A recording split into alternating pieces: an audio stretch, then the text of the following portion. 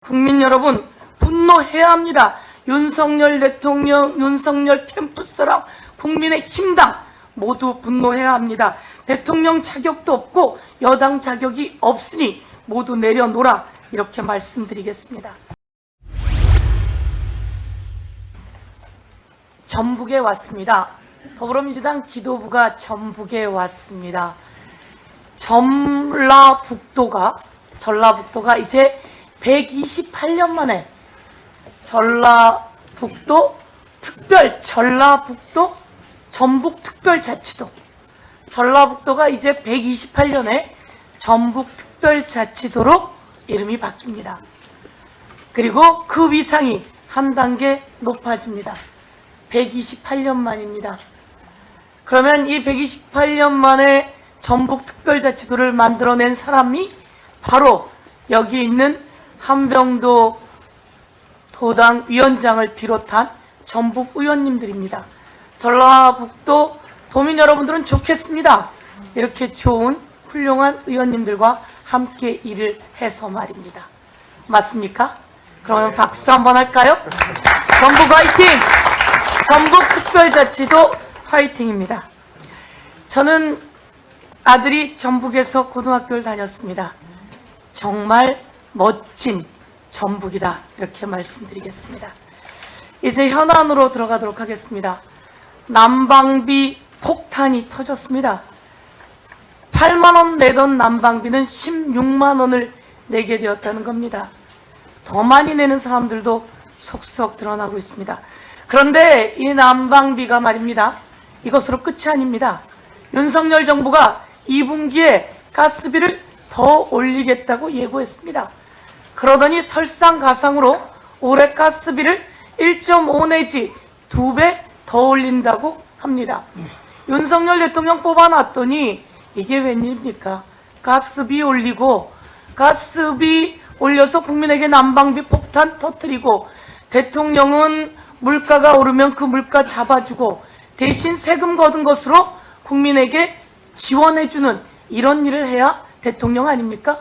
그런데 대통령이 이런 데는 관심이 없고 국민 민생이 아주 어려운 지경에 이르렀습니다. 대통령 자격 있는 것 아닙니다. 대통령 자격 없다, 이렇게 말씀드리겠습니다. 그랬더니 국민의힘에서 이렇게 이야기합니다. 그 전에 안 올려서 그래, 탈원전 탓이야, 이렇게 이야기하는데요. 이거 모두 다 가짜 뉴스이고 허위 사실이다, 이렇게 말씀드리겠습니다. 그리고 제가 오늘 이런 것을 고발하겠습니다. 가스비 폭탄이 떨어지는데 가스공사 사장이 누군가 살펴봤습니다. 그리고 한국난방공사 사장이 누군가 살펴봤습니다. 가스공사 사장은 철도공사 사장을 했던 최연해, 이 사람이 가스공사랑 도대체 무슨 상관입니까? 윤석열 캠프에서 있었다고 해서 낙하산으로 가스공사에 내렸다는 겁니다. 이러니 국민 여러분, 심판해야 되지 않겠습니까? 한국난방공사 사장도 누군가 봤습니다.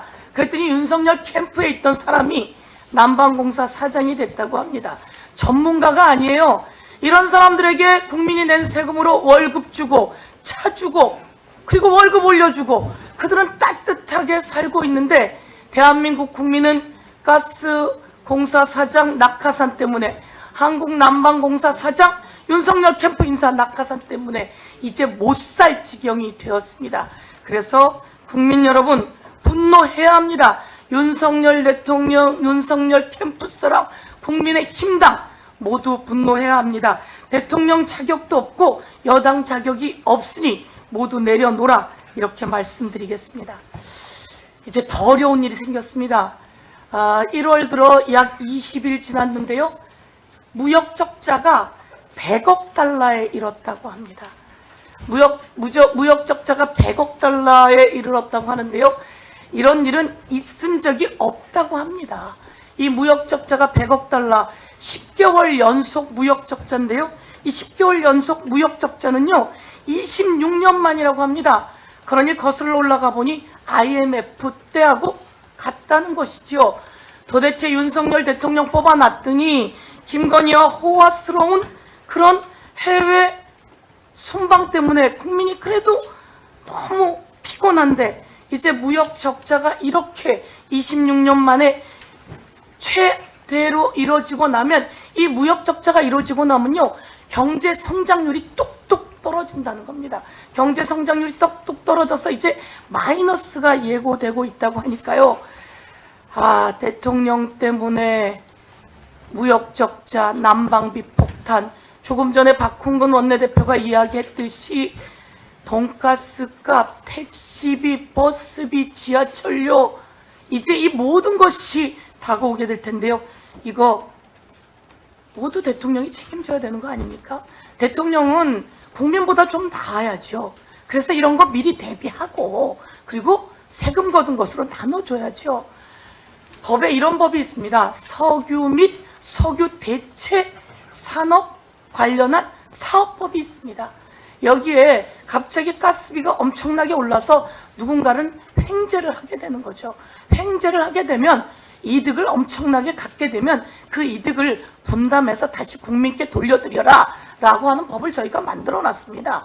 그럼 대통령과 정부는 이 법에 의해서 돈을 좀 더 그 가스 관계자들로부터 받아들여서 국민에게 다시 돌려드리는 일들을 해야 되는 거 아니겠습니까? 유럽, EU는 횡재세까지 도입한다고 합니다. 이렇게 해서라도 국민을 지켜나가는데 우리 대통령은 그에 관심이 없습니다. 관심이 없는 대통령이 갑자기 이태원 참사 관련해서 경찰들이 이태원 참사 희생자들의 명단을 공개한 민들레라고 하는 언론을 압수수색하는 경찰을 그대로 보고만 있습니다.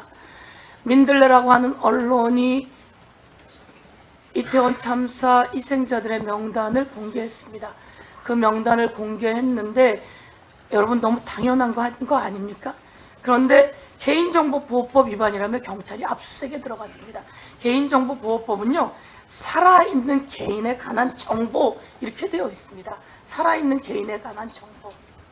희생돼서 억울해서 미치겠는데 이 우리 희생자들의 이름을 공개했다고 개인정보보호법으로 압수수색하는 경찰, 이 경찰 대통령은 보고 있어서는 안 된다 이렇게 말씀드립니다. 국민 여러분, 더 큰 희생자 또 있습니다.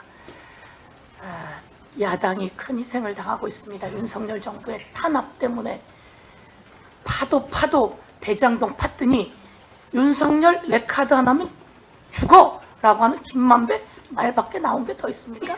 윤석열 대통령 아버지 집을 김만배 누나가 산 것밖에 더 나왔습니까?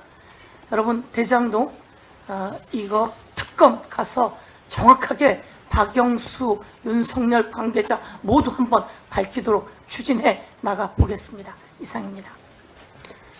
예.